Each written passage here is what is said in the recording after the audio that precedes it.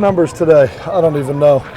I sent number one. I sent a tweet out earlier that said, "You know it's camp when you have to ask what day it is, what day of the week it is. You know you're in camp." And right now, we're in the grind of camp. What a great day. I say a great day just from a standpoint of having the opportunity to start it with a kicking game scrimmage and get a lot of live work on film this morning with the punt return, kickoff return, and then to come out here this afternoon and have Fan Fest. And just a great turnout at Fan Fest today, doing it in the TAC. I thought it was a great turnout. A number of sports were there. The people were enthusiastic, and I think it was a lot of fun for our players to have the opportunity to interact with so many of the fans that were there, getting autographs and everything. And then to come out here, we got a 96-play scrimmage tonight. It was not a scheme to see where we were as an offense or defense. It was very vanilla. What it was really trying to get an evaluation of where we are personnel. And this was our first scrimmage. Is always a personnel scrimmage. We went 96 plays. Our ones probably got anywhere from 8 to 15 plays predicated on who they were and how much football they played, because we don't need to evaluate the Xavier Woods. I said before, I want to get those guys just enough work to make sure that they can knock the rust off.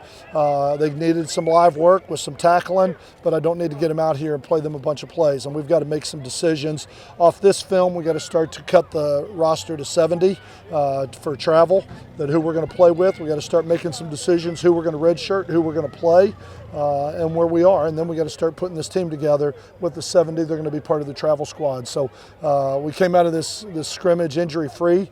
Right now, nobody was on the ground. I'm sure we'll have bumps and bruises, and the training room will be full tomorrow. But for tonight, no serious injuries. And so I felt like it was really a productive day with what we were trying to get done. But I'm just glad we're able to be out here in front of the Davison Athletic Complex, the brand new Davison Athletics Complex. Unbelievable facility. As Steve Davison walks by.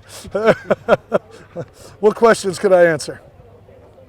Dixon really showed his worth right there on that first early series of the scrimmage. What did you see from him? I saw, we threw a ball out to the flat to him earlier.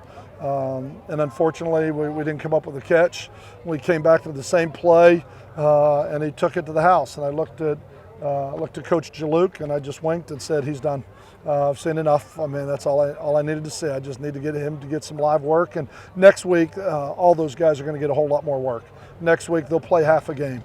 They'll probably play about 35 or 40 plays next week, and with only having about 96 reps tonight, I needed to get most of those reps to see the young guy. I wanted to evaluate Jaquez Dancy and Boston Scott and Blake Martin and just see where we are a little bit with those guys behind them. But Kenneth's a talent. We've got 3 years of film on Kenneth to know what he can do, but he has come into this camp as committed as I've seen him. I think he had a great off season. He's really done some good things with his body, and I'm excited to watch him play this fall.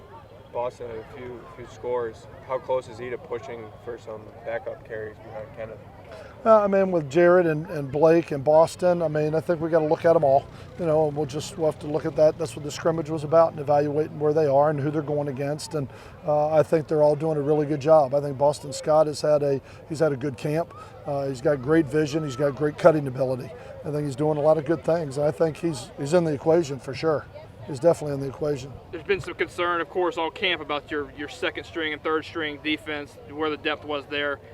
Did you think tonight maybe that you could see some of that? The offense kind of dominated. Just some of the missed tackles and some of the busted assignments. It showed up, and some of those runs were way too easy. When you look at the front seven and having some of the depth issues that we have in our front seven, and that's I'm more concerned probably there than I am anywhere. But I think right now, I'm looking at the depth on the defensive line.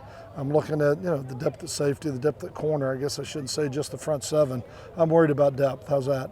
But that's what we came into camp knowing, and we've practiced for 2 weeks, and this is a good evaluation on where we are and what we need to do moving forward. And hopefully some of these guys will see this and understand the importance of them coming along and how important that's going to be for this football team to be the team we want to be.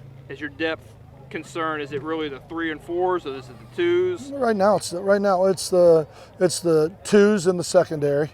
You saw a lot of Cedric Cooper tonight, who's never really played a large starting role for us. And, with Kentrell being down this week, he had got out there and got a lot of reps. And I think it was probably a good learning experience for him. But I'm worried right now about our 2s in the secondary. I'm worried about our 3s at linebacker, and I'm worried about the 2s on the D-line. Coach, I'm seeing a lot of quarterbacks really sling it around. How do you feel about that position as opposed to when you got here 2 years ago? It's a little bit different than it was 2 years ago. It's a lot different than it was 2 years ago. And I look at Jeff and Ryan, who've really had a great competition going on all fall. Both of them really doing a good job. As I've said before, I feel like we got 2 starters. You know, we had Ryan Higgins as a redshirt freshman, which is kind of about where Price Wilson is right now. Price Wilson's very talented, but just needs to keep coming mentally. And I thought Jamar Smith did some really good things out there tonight.